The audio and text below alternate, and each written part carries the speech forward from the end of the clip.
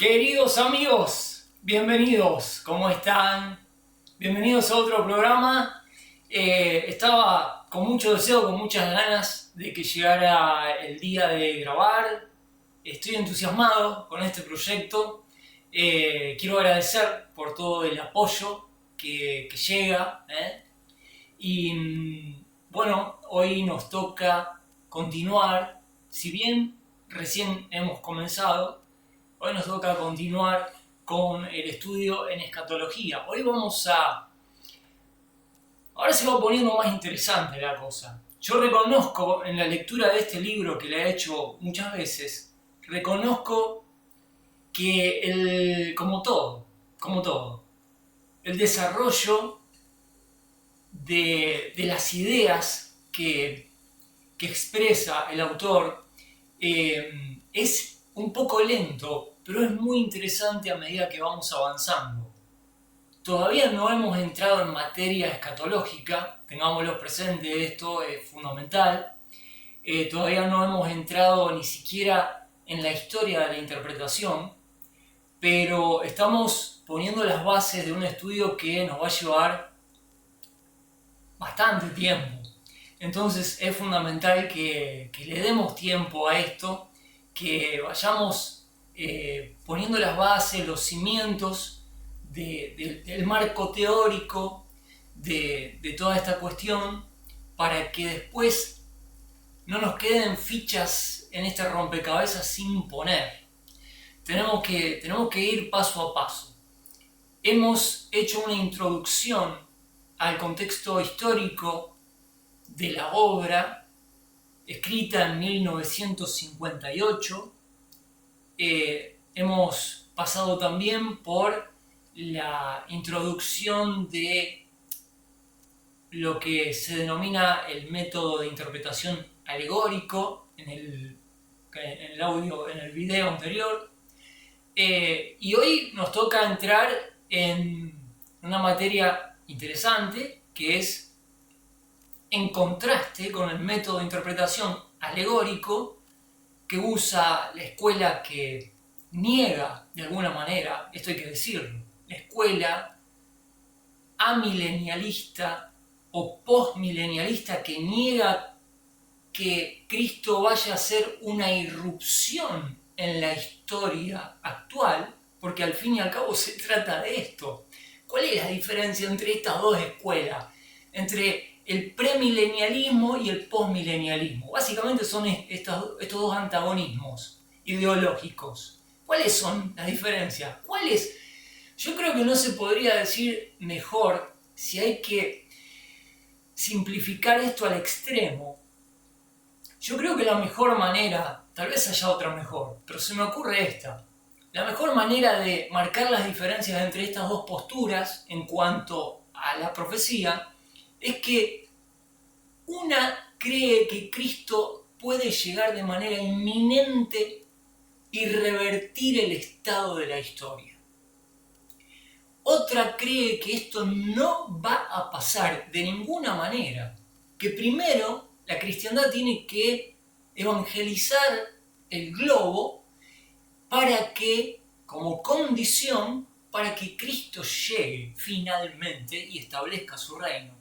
Hay un antagonismo brutal entre estas dos ideas, y uno no busca de ser de una u otra escuela por una cuestión de preferencia, sino aquí se trata de ver cuál de las dos escuelas es más coherente con el texto sagrado.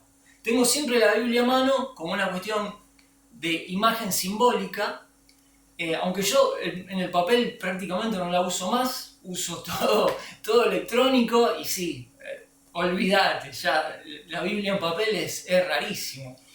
Pero, y me costó adaptarme, pero bueno, el tema es que estas dos escuelas tienen unas diferencias brutales. La escuela que piensa que primero hay que evangelizar al mundo para que Cristo llegue, utiliza un método de interpretar las profecías en el cual alegoriza esas profecías. En cambio, la escuela que cree que la venida de Cristo es inminente y Dios va a irrumpir de manera vertical, como se suele señalar, ¿no? Desde arriba hacia abajo. En la historia, cree que las profecías hay que entenderlas literalmente, tal como se dicen. Hemos estudiado un poco las bases de la interpretación alegórica, hoy nos toca la interpretación literal. Espero no extenderme mucho, el video anterior fue excesivamente largo, entonces no descarto, si esto se hace muy largo, cortar en algún momento a los 50, no me gusta hacer más que 60 minutos, algo así, y dejar lo que quede para otro video posterior. He estado pensando y repensando el tema que tenemos para hoy. Yo he llegado a la conclusión, no tengo ninguna duda, de que debemos retroceder un poco en este argumento de la importancia de la interpretación literal. Porque cuando hablamos de la importancia de la interpretación literal, estamos hablando nada más y nada menos que de respetar y retener el significado original de las palabras en su contexto, en su tiempo y todo lo que esto conlleva. Son las bases de cualquier sistema de comunicación, de lenguajes, y tengo aquí que quiero compartirles, no lo voy a compartir en pantalla, pero tengo, ayer estuve hablando de alguna manera, ¿no?, con la inteligencia artificial, con ChatGPT. Entonces a veces discutimos bastante, no es libre, como dijo un amigo, la inteligencia artificial no es libre, tiene sus matices con los cuales ya ha sido programado. No quiero usar un lenguaje más grotesco, ¿no? Pero tiene sus cositas ya predefinidas y tiene sus inclinaciones. Por supuesto, esto no podía ser de otra manera. Pero bueno, ayer, haciéndole algunas preguntas y recurriendo a este universo de conocimiento que es la inteligencia artificial de ChatGPT, trataba de establecer algunas ideas en claro con respecto a la importancia de las palabras y de su significado original en su idioma en función de la comunicación entre personas. Entonces, quiero leerles, no me voy a extender todo porque es muy largo, pero quiero leerles algo de la conversación que tenía ayer con el ChatGPT, que lo tengo archivado acá. Yo comencé preguntándole a la inteligencia artificial por qué es importante que cada palabra retenga su significado usual. El chat me dice, es crucial que cada palabra retenga su significado usual para asegurar la claridad y la precisión en la comunicación. Esto evita malos entendidos, ambigüedades e interpretaciones erróneas, garantizando que el mensaje sea entendido tal como se pretende, tanto en una escritura como en el habla. Mi pregunta entonces fue, ¿qué papel juega la retención del significado usual de las palabras en la formación de ideas y en la comunicación? Como pueden ver, estamos lejos de la exégesis bíblica. Aquí estamos hablando de leyes de la comunicación. Me contesta el ChatGPT, la retención del significado usual de las palabras desempeña un papel fundamental en la formación de ideas y en la comunicación de las siguientes maneras. Número 1. Claridad en la comprensión. Al usar las palabras con su significado convencional,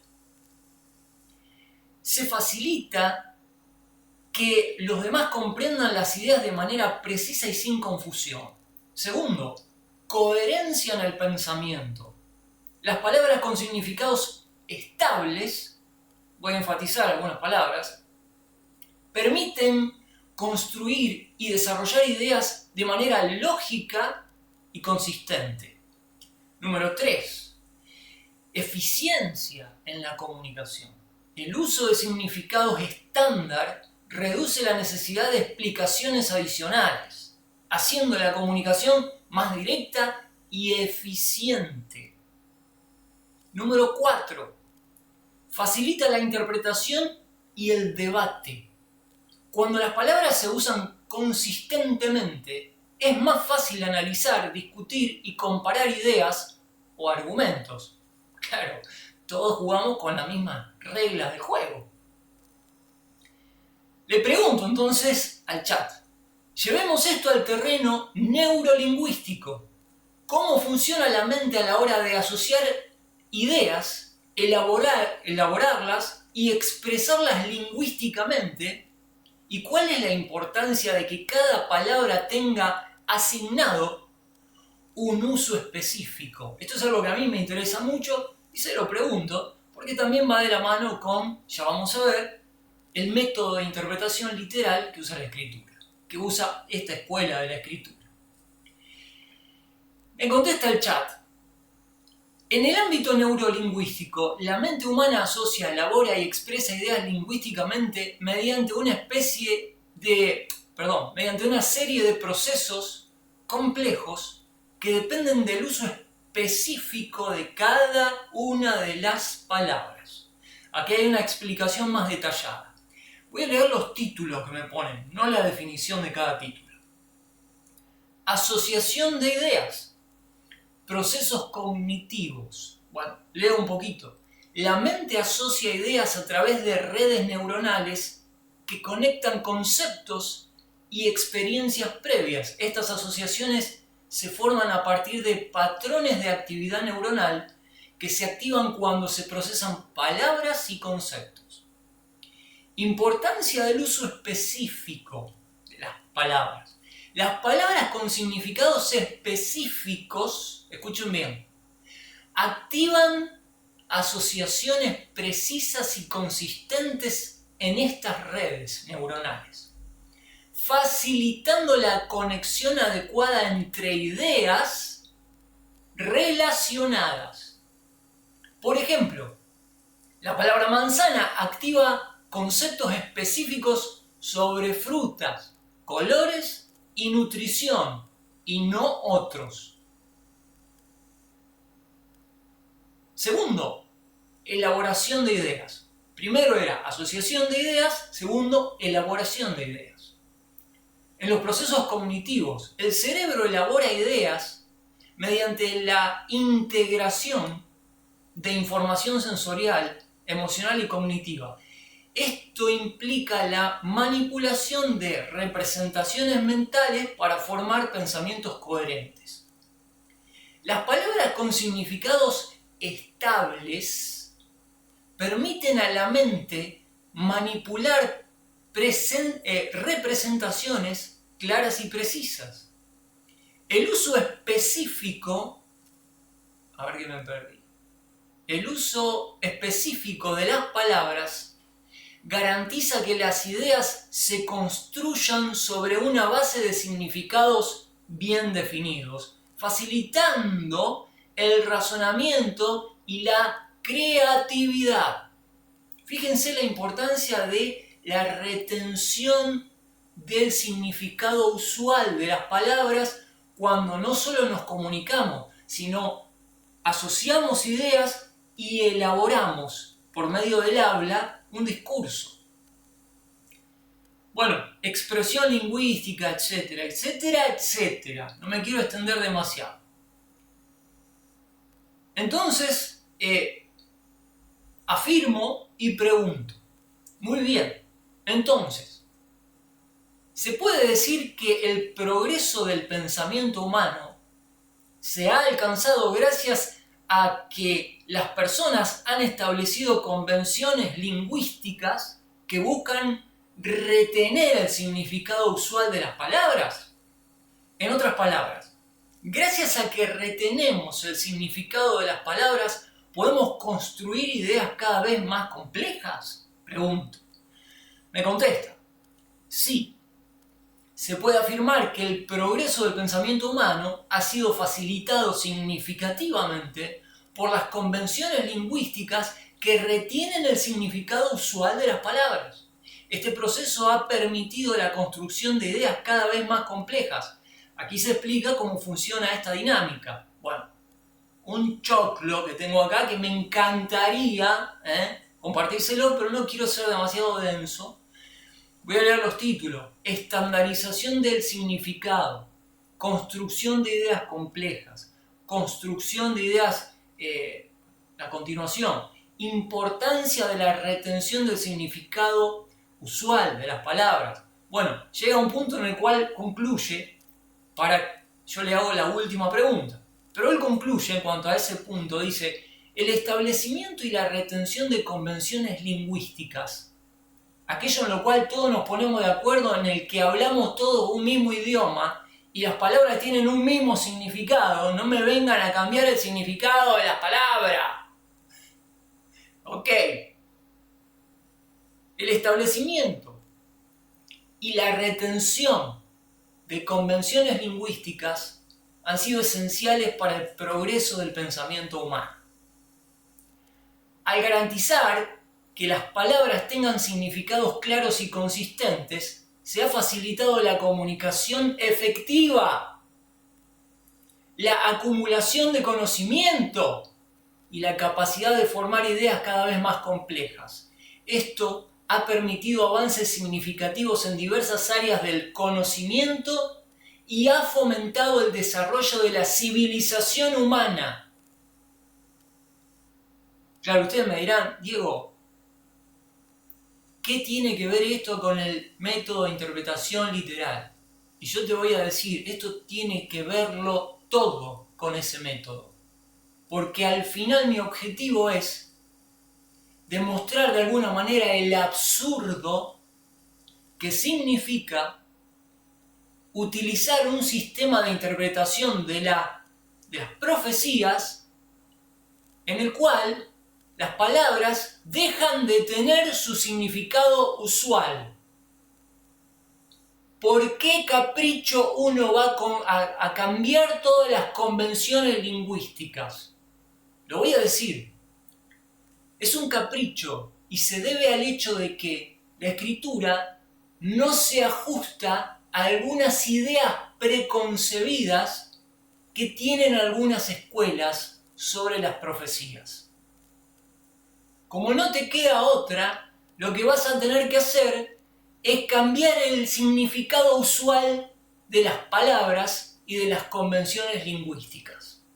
En otras palabras, como no te sirve el método de interpretación literal que usaron todos, Jesucristo incluso, vas a tener que inventarte un método de interpretación alegórico para hacer un cachivache y ir armándolo, y lo vas a tener que ir atando con alambre, porque a medida que lo vas construyendo, se te va derrumbando.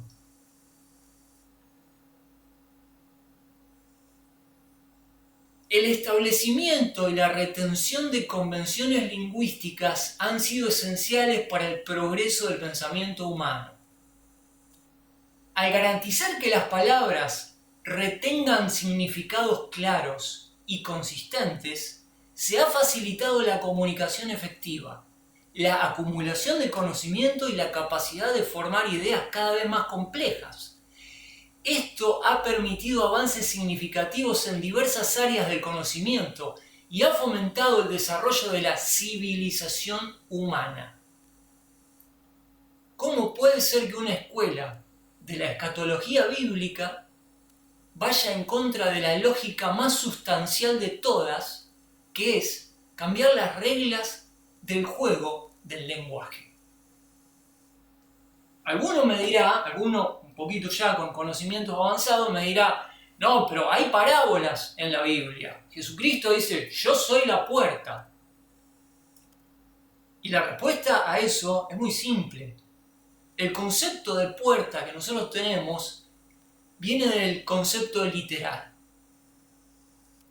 No entendemos la puerta o el concepto secundario, alegórico de una puerta, que es un lugar de paso, proviene de la puerta literal, física, material, real, tangible. De ese concepto básico nosotros podemos saltar a un concepto simbólico de puerta. Cuando Cristo dice yo soy la puerta, entendemos en base al concepto que todo el mundo sabe de lo que es una puerta, es un lugar de paso, entendemos que Cristo quiere representar el hecho de que a través de él se ingresa a otra realidad. Pero otra vez estamos atados a la interpretación literal, sin la cual no podríamos llegar a un concepto simbólico de una puerta. ¿Se entiende? Bueno, es muy simple. A ver, no hay que ser un egresado de Harvard para entender esto. Entonces, quisiera que entendieran, que vislumbraran a dónde te puede llevar, cuán lejos te puede llevar un capricho de una escuela de interpretación si uno niega las realidades más básicas que hasta el ChatGPT es capaz de describir. La última pregunta que le hago al ChatGPT es, ok, déjame llevar estos conceptos al terreno de la exégesis bíblica, de la interpretación bíblica. Si en lugar de contar con un sistema de interpretación basado en principios y reglas lingüísticas universales, dejamos de lado el significado usual de las palabras en su contexto gramatical e histórico y recurrimos a un sistema en el cual no es la palabra misma, sino el intérprete el que le asigna el significado, ¿qué pasaría? Contesta el ChatGPT.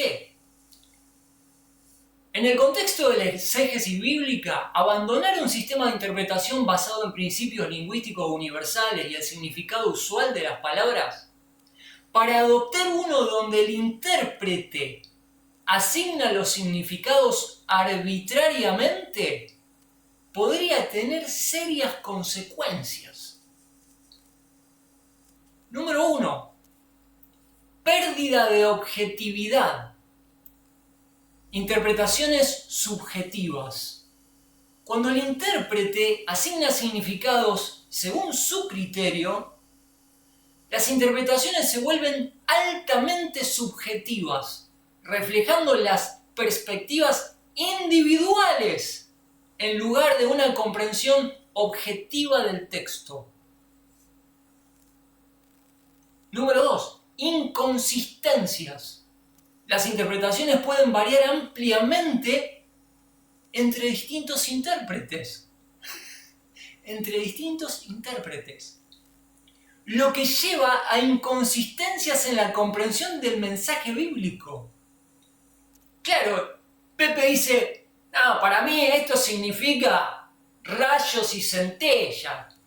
Y Juan dice, no, estos son rayos láser que vienen del cosmos.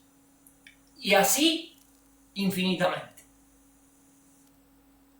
Número 2, dice el ChatGPT, las consecuencias, ¿no? Distorsión del mensaje original, alejamiento del contexto original, ignorar el significado usual de las palabras en su contexto histórico y gramatical puede llevar a una distorsión del mensaje original del texto. El contexto histórico y cultural en el que se escribió la Biblia es crucial. Es una inteligencia artificial, amigos, esto, Está bien entrenada en exégesis y en gramática. El contexto histórico y cultural en el que se escribió la Biblia es crucial para la interpretación precisa. Pérdida de significado. Los significados asignados arbitrariamente pueden no capturar las intenciones originales del autor, resultando en una interpretación que se desvía del propósito y del contenido del texto. Número 3. Fragmentación de la doctrina. Proliferación de interpretaciones. La ausencia de un marco lingüístico universal fomenta la proliferación de interpretaciones divergentes, lo que puede llevar a la fragmentación doctrinal y teológica. ¿Se acuerdan que habíamos, en uno de los programas pasados, habíamos dicho que tratábamos de contestar a la gran pregunta que se le hace al cristianismo? ¿Por qué si tienen todos una Biblia hay tantas vertientes? Precisamente por esto. El ChatGPT llega a la misma conclusión. La diferencia está en la forma de interpretar. Lo que nosotros queremos llegar es a cuál es la forma de interpretar, la literal o la alegórica. Acá estamos viendo lo que nos dice el chat. Número 4. No me quiero saltar esta en la número 3. Además de la proliferación de interpretaciones, conflictos y divisiones, dice el chat. Esto es increíble, me encanta el chat GPT, además está decírselo, ¿no? Aún cuando está sesgado, todavía funciona muy bien. Conflictos y divisiones, diferencias en la interpretación pueden dar lugar a conflictos y divisiones dentro de las comunidades religiosas, afectando la cohesión y la unidad. Está parafraseando una frase que dijo Jesucristo en Juan 17. 4. Dificultad en el diálogo interconfesional. Falta de una base común. Sin un marco interpretativo común, basado en principios lingüísticos universales, se dificulta el diálogo y la comprensión mutua entre diferentes tradiciones y confesiones cristianas. Desafíos para la enseñanza. La enseñanza y la predicación se complican al carecer de un fundamento común sobre el cual construir el entendimiento del texto bíblico. Número 5. Impacto en la teología y la aplicación práctica. Desarrollo de doctrinas problemáticas. Las interpretaciones basadas en significados arbitrarios, tal como hacen los alegoristas, que arbitrariamente le asignan un significado a una profecía cuando se la sacan de la galera o de la manga. No hay otra forma de llegar. Pueden conducir a la formación de doctrinas y prácticas problemáticas que no se alinean con el núcleo del mensaje bíblico. Aplicaciones inconsistentes. La aplicación de las enseñanzas bíblicas se vuelve inconsistente si se basa en interpretaciones que varían significativamente de una persona a otra. ¿Cristo está a punto de volver? ¿O va a venir cuando el mundo haya logrado aprender la lección del amor y la bondad? ¿Hay una diferencia entre estas posiciones? Claro que sí. ¿Cuál es la posición correcta? Yo estoy viendo que me sería muy incómodo estar en la escuela de interpretación alegórica teniendo simple y llanamente 2 dedos de frente y leyendo los peligros de alegorizar la profecía. Ya ni hablar de las escrituras en general. Me decía un amigo, lo tengo que decir, porque me lo voy a olvidar. En la semana, no voy a decir quién es porque él quiere quedar en el anonimato y está bien. Tengo varias frases de este amigo que me pasó en la semana, de charlas. Me dice acerca de la alegorización de la escritura. Me dice, claro, Diego, como esos que dicen que las 5 piedras que sacó David del arroyo cuando se iba a encontrar con Goliat, con el filisteo. Esas 5 piedras representan los 5 ministerios de la iglesia.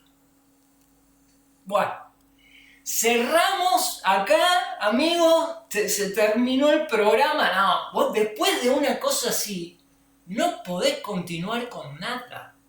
No te queda sustento para nada. Tenés que cerrar e irte. No hay ninguna base. Eso es mística pura. El hombre por naturaleza es místico. Y llega un punto en el cual la Biblia es tan literal que parece que se aburre y incurre en la falta de empezar a buscarle cosas, la quinta pata al gato, ¿no? Como quien dice. Bueno, conclusión.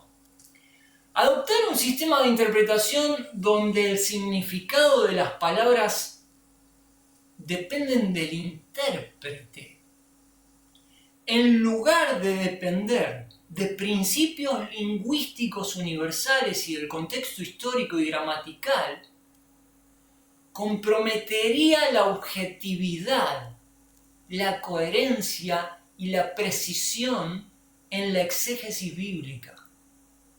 Esto podría resultar en una pérdida de claridad del mensaje original, una fragmentación doctrinal y una dificultad significativa en la enseñanza y en el diálogo interconfesional. Por lo tanto, mantener un enfoque basado en el significado usual de las palabras en su contexto original es crucial para una exégesis fiel y consistente. Cuando después los cristianos critican esos locos proyectos de tener una inteligencia artificial para predicar en alguna iglesia, yo estoy de acuerdo en que es una locura. Ese es un trabajo dado a los creyentes. Pero, como mínimo, tendríamos que ponernos a la altura de la competencia que nos representa la inteligencia artificial, que la tiene más clara la doctrina que muchos teólogos y predicadores modernos. Y esto viene de una conversación basada en las leyes de la comunicación. Acá no estamos en el terreno de la teología. Dejo esto porque es una cosa increíble. Es una cosa increíble. Bueno, ya llevamos media hora y todavía no empezamos. Pero bueno, discúlpenme, ¿qué les voy a decir? Discúlpenme, pero me parecía demasiado importante como para omitir esta conversación que tenía ayer con el chat GPT. Ahora bien, me voy a ir al texto del Dr. Pentecost. A ver, ahí estamos. Y vamos a entrar hasta donde nos sea posible en el método literal. Casualmente, yo esto no lo tengo de memoria, lo que vamos a leer, pero lo tengo muy leído. Y todo lo que dijo la inteligencia artificial me suena tremendamente similar a lo que vamos a leer en esta parte del método literal. La diferencia es que esto que vamos a leer fue escrito hace 70 años, así que ténganlo presente. Y algunas citas son todavía más antiguas, así que interesante. Bien, vamos con el método literal.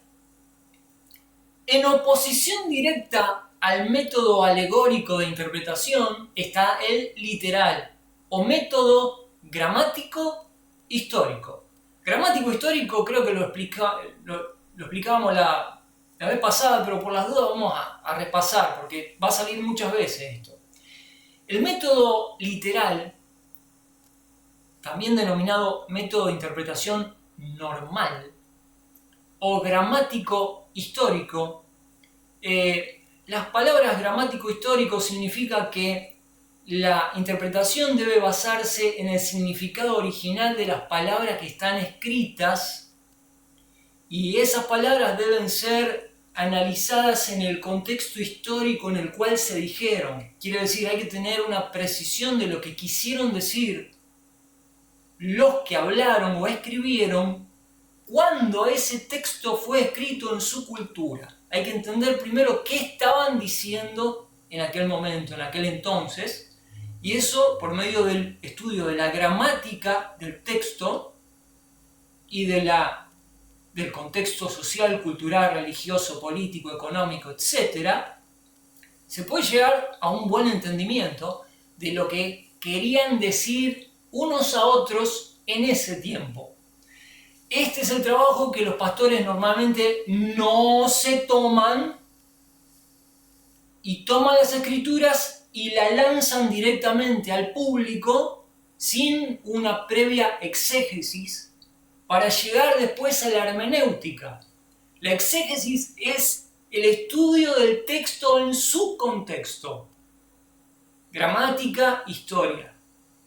Luego está la hermenéutica, que es decir, bueno, a ver, esto es lo que dijo el apóstol Pablo a la iglesia de Corinto en la primera mitad del siglo I, y vamos entonces a interpretar cómo sería la aplicación de los principios de eso en el presente. Hay veces que es más fácil, hay veces que es muy difícil, y es un trabajo que no fluye así de la nada, es un trabajo que lleva mucho tiempo, mucho sacrificio, y hay que hacerlo. Y yo invito gentilmente a los pastores que me escuchan que empiecen a profundizar en ese trabajo antes de creer que tienen un mensaje para darle a sus congregaciones. Porque ningún pastor tiene un buen mensaje para darle a su congregación si previamente no hizo un buen trabajo de exégesis, de interpretación en su contexto. Entre paréntesis, tengo mucho deseo, cuando estemos un poco hartos de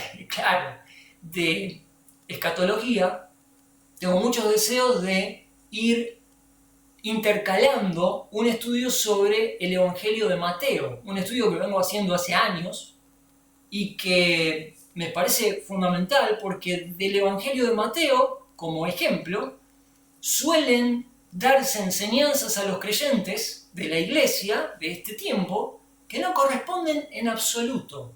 Y lo voy a decir así. Mateo, cuando registra el Sermón del Monte, Mateo 4, 5, 6, 5, 6 y 7, está hablando de ciertas cosas que no aplican de lleno a la iglesia.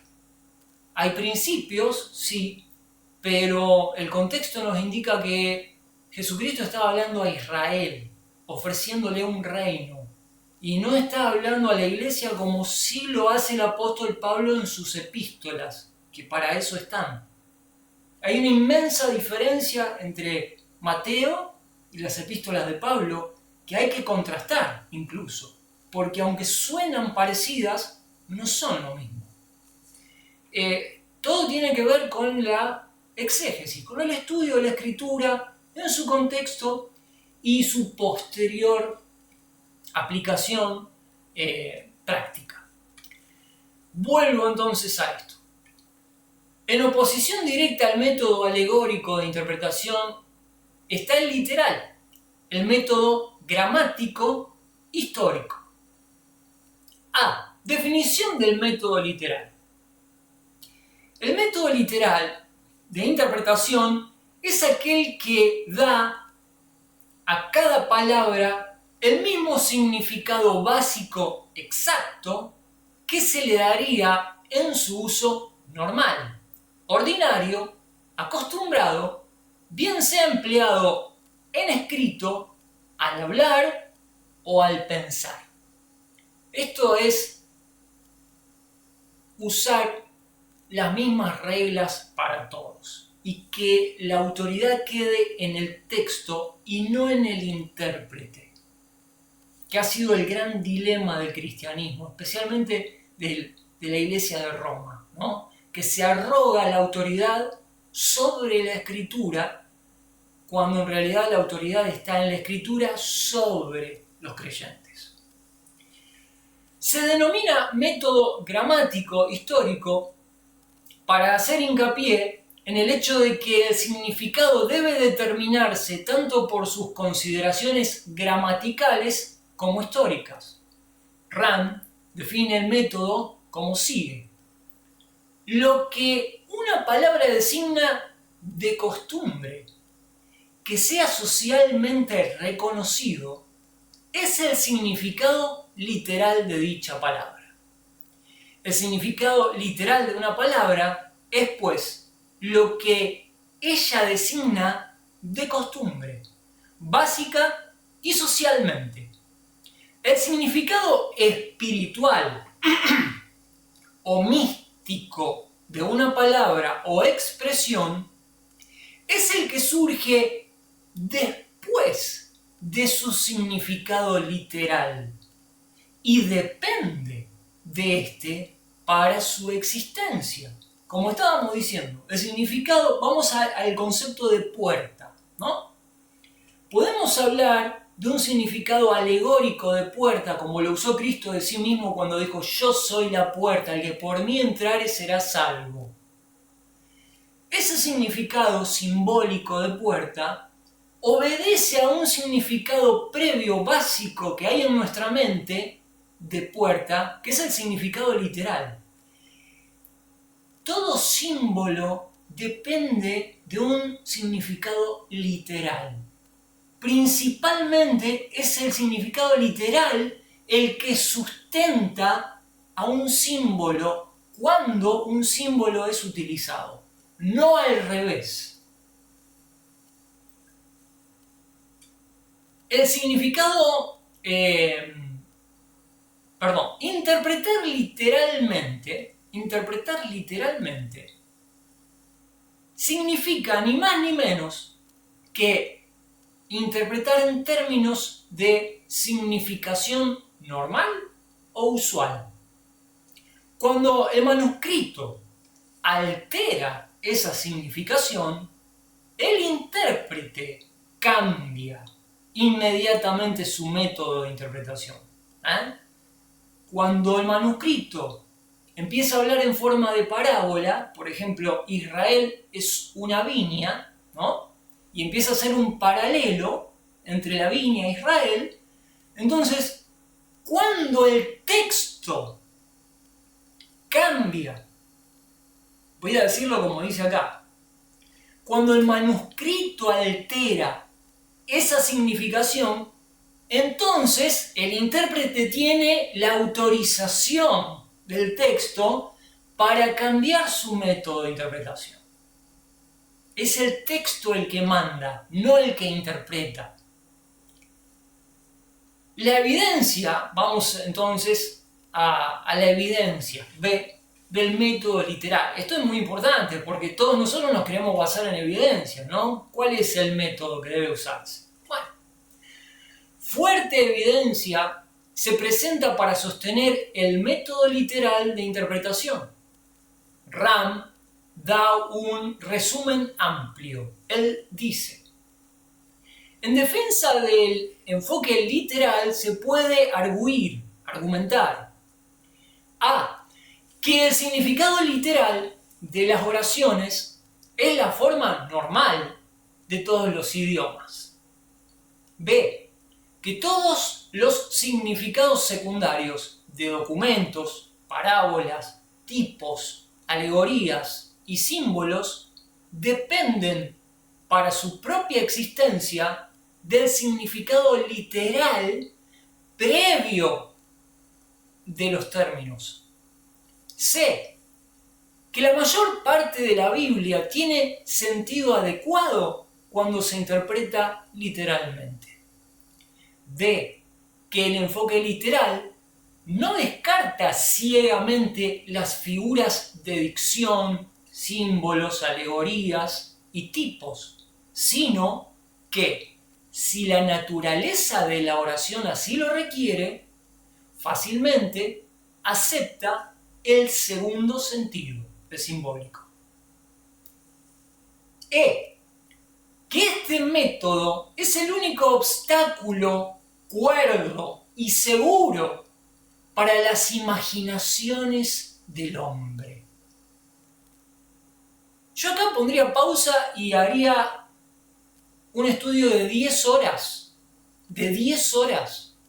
sobre Primera de Juan, cosa que hemos hecho ya, muy gratificante ha sido, y hemos estudiado el gnosticismo en el primer siglo de la era cristiana. Y hemos visto la trazabilidad del gnosticismo desde aquellos tiempos hasta el día de hoy.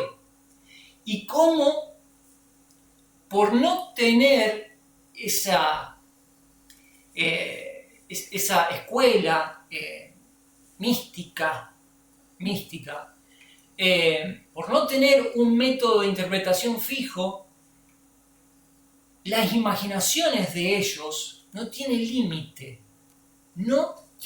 límite. Al contrario, parece una sinergia en la cual se retroalimentan en la mística y se alejan cada vez más del significado y de las enseñanzas de las Escrituras. El método literal es el único, ¿cómo me gusta esta palabra? Porque está usada en un sentido positivo. Es el único obstáculo cuerdo y seguro, coherente, diríamos, para las imaginaciones del hombre. Que este método es el único cónsono, algo que tiene el mismo sentido, la misma orientación, con la naturaleza de la inspiración. La inspiración, fíjense qué interesante lo que va a decir, la inspiración plenaria, completa, de la Biblia, enseña que el Espíritu Santo guió a los hombres a la verdad y los apartó del error. Esto es una doctrina fundamental del cristianismo, la inspiración plenaria de la Escritura. Verbal y plenaria. Dios inspiró a los santos hombres de Dios palabra por palabra en los textos originales y los alejó, los inspiró no solamente palabra por palabra, sino que los alejó de todo error. Los inspiró palabra por palabra, de forma verbal y plena en la escritura de los textos sagrados. Entonces, vuelvo un poquito a esto. La inspiración plenaria de la Biblia enseña que el Espíritu Santo guió a los hombres a la verdad y los apartó del error. En este proceso, el Espíritu Santo usó el lenguaje y las unidades del lenguaje. Como significado, no como sonido, que son las palabras y los pensamientos. El pensamiento es el hilo que hilvana las palabras unas con otras. Por lo tanto, nuestra exégesis misma debe comenzar con un estudio de las palabras y la gramática. Los dos fundamentos de todo discurso significativo. No está hablando un teólogo en esta parte del texto. Está hablando una persona que es profesor de exégesis literaria. Esto se lo pueden preguntar a cualquier profesor de literatura, de exégesis, y se lo va a decir, son leyes del lenguaje. No podemos cargarnos la ley del lenguaje. No podemos. Porque Dios minuciosamente inspiró la Biblia, los originales, de forma verbal, palabra por palabra y total. entonces, si Dios utilizó las unidades del lenguaje, nuestro estudio debe basarse y quedarse sobre la gramática. No podemos movernos, no podemos inventarnos una alegoría donde no está. No tenemos la autorización del lenguaje para hacerlo. Si Dios inspiró palabra por palabra, esas palabras tienen un significado usual, común, corriente en su tiempo. Debemos someternos a ellas, porque está allí el mensaje.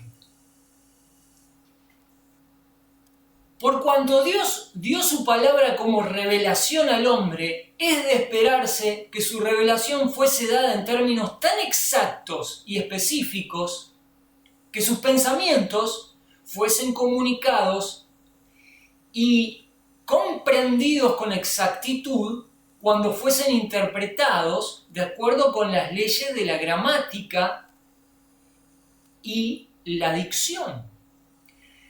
Tal presunta evidencia, si les parece poco, miren qué modestia, tal presunta evidencia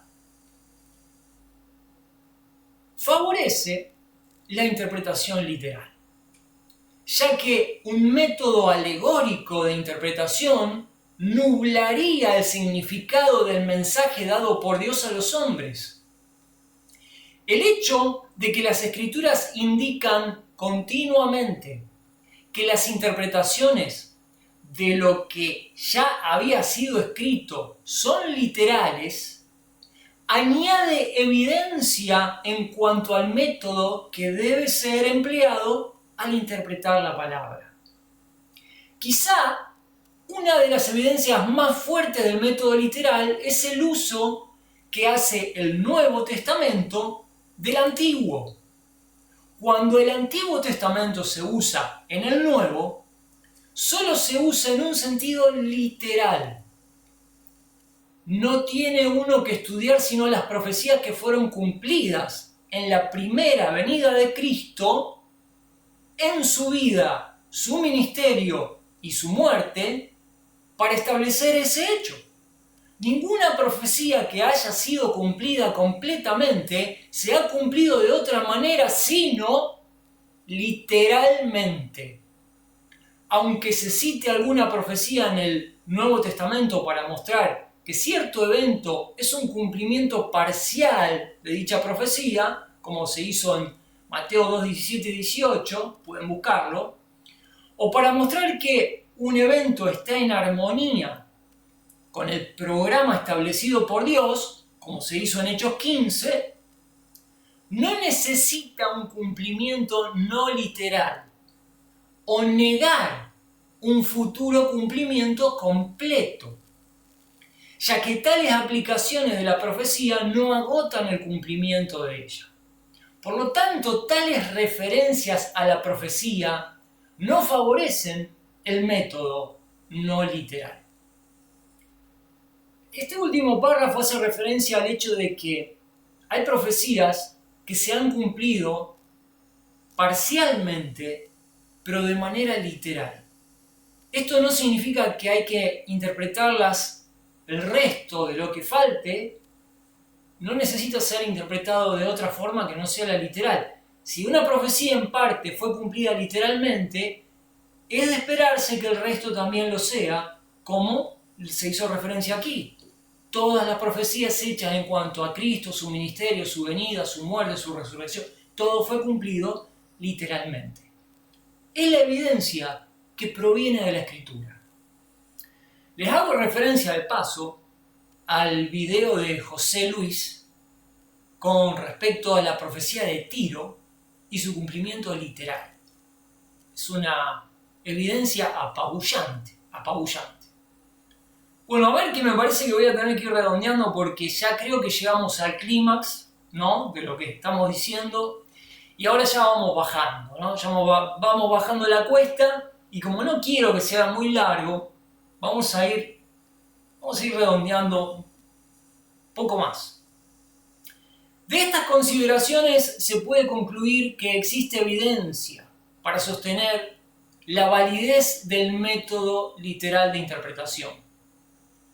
Mayor evidencia del método literal se ofrecerá en el estudio que sigue sobre la historia de la interpretación. Eso va a ser fabuloso. Nos vamos a enterar de cada cosa ahí, amigos, amigas. No se dan una idea. La novela no empezó. La novela no empezó todavía, por favor. Todo lo que nos espera. Eventualmente, entre paréntesis, cuando hagamos algunas cuantas horas y estemos ya en condiciones de meternos en aguas más profundas, espero comenzar con el estudio de Apocalipsis paralelamente con el estudio de este libro. Sí o sí vamos a decantar en eso. Pero quiero adelantarles que en algún punto voy a empezar a enseñar el libro de Apocalipsis cuando ya tengamos algunas herramientas teóricas bien aprendidas como para sentirnos confiados en el estudio. Yo no quiero dar el estudio de Apocalipsis. Es fácil decir, bueno, vamos a estudiar Apocalipsis, esto es así, esto no. Yo no quiero eso. Yo quiero que lo estudiemos juntos. Yo quiero que ustedes aprendan las leyes de la interpretación, a diferenciar un texto del otro. Quiero que vayamos juntos por este camino y que cuando abramos el libro de Apocalipsis podamos estar en condiciones de compartir al mismo nivel, el mismo nivel posible, el estudio de ese libro y que ustedes por sí solos se den cuenta y saquen sus conclusiones. Yo esto ya lo he hecho un montón de veces y me gusta compartirlo, pero me gusta que la gente lo haga por sí misma. Ya va a llegar el momento, no descarto que sea dentro de algunos meses, tal vez un poco más que meses, pero ya vamos a llegar. Bueno, vamos a ver algunas ventajas del método literal y con esto voy a terminar. A ver cómo tenemos por aquí. A ver. ¿Cuánto tiempo hace que estamos? No. 57 minutos y yo estoy recién empezando. No, amigos. Lo vamos a dejar acá. Yo prefiero ir así, de a poquito, despacio, no quiero que se cansen, no me quiero pasar de 1 hora, tampoco me parece excesivo. Todos tenemos una vida que hay que respetar y debemos administrar bien el tiempo. Así que no, lo voy a dejar acá. Voy a volver aquí. Próximamente, los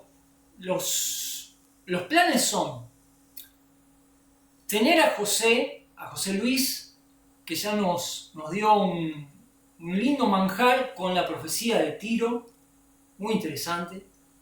José Luis quiere entrar, yo le he pedido en realidad, porque sé que le gusta, en la profecía de las 70 semanas del profeta Daniel. No sé cuánto tiempo le llevará, ni importa demasiado, que tome el tiempo que quiera. Pero antes, él me dijo que vamos a entrar en una serie de introducciones en las que nos va a hacer un poquito de énfasis con respecto a la importancia de los números, de las matemáticas en la escritura. Bueno, esto no es una novedad, ¿no? Las matemáticas, Dios es un Dios de orden y el hombre no inventó la matemática, el hombre descubrió la matemática. La matemática es preexistente al hombre. Todos que nosotros creemos en Dios sabemos de dónde viene el orden, la matemática. Los griegos miraron el universo y dijeron, esto es el cosmos, hay un arreglo, hay un orden. Esto no es caos, es cosmos. De hecho, la palabra cosmético viene de la raíz cosmos, y cosmético y cosmos es un arreglo, algo bello, donde hay un arreglo bello, ¿no? Entonces José me dijo, es necesario que vayamos viendo algunas cuestiones de números, porque el estudio de la profecía de las 70 semanas de Daniel es abundante en matemática, en números, en precisiones, en fechas, en cuestiones increíbles. Creo yo, dentro de la escatología, lo más complejo que vamos a ver, pero no imposible de entender, cuidado, Entonces lo vamos a tener a José seguramente la semana que viene, probablemente con algo, no sé qué traerá, pero va a ir trayendo algunas lo dejo ahí. Después va a estar, por supuesto, Manuel Rodríguez Pérez profundizando el tema del creacionismo, y hay otras cosas más. Pienso tener también un formato de entrevistas para entrevistar a algunas personas que me interesaría mucho presentar. Estoy pensando en una persona que, además de ser un familiar mío, bastante cercano, se ha dedicado mucho al arte y nos podría presentar su obra en un formato de entrevista, y podríamos mostrar la obra de esta persona. No les voy a decir quién es, ya lo van a conocer. Entonces, quiero darle un poco de colorido al programa, no aburrirlos. Lo que trae José es interesantísimo, con su forma tan pedagógica de transmitirlo. Lo de Manuel es excelente, es súper interesante. A mí me tocó bailar con la más renga, me toca escatología, que es muy cuadrado, que bueno, hasta que arranquemos va a costar. Pero tiene su fruto, tiene su fruto. Bueno, amigos, no los aburro más. Gracias por estar, gracias por compartir. Sigan las publicaciones del canal. Me gustaría compartirles algunos trabajos personales que van por otro lado, como es la poesía. Yo puedo enseñar la teología y la escatología toda la vida, pero no es lo mismo compartir una poesía sacada del corazón, ¿no? Especialmente cuando tiene temática cristiana. Me gustaría también ir introduciendo cosas por el estilo. Los dejo, nos vemos la próxima, cuídense mucho, buen fin de semana y que lo pasen bien.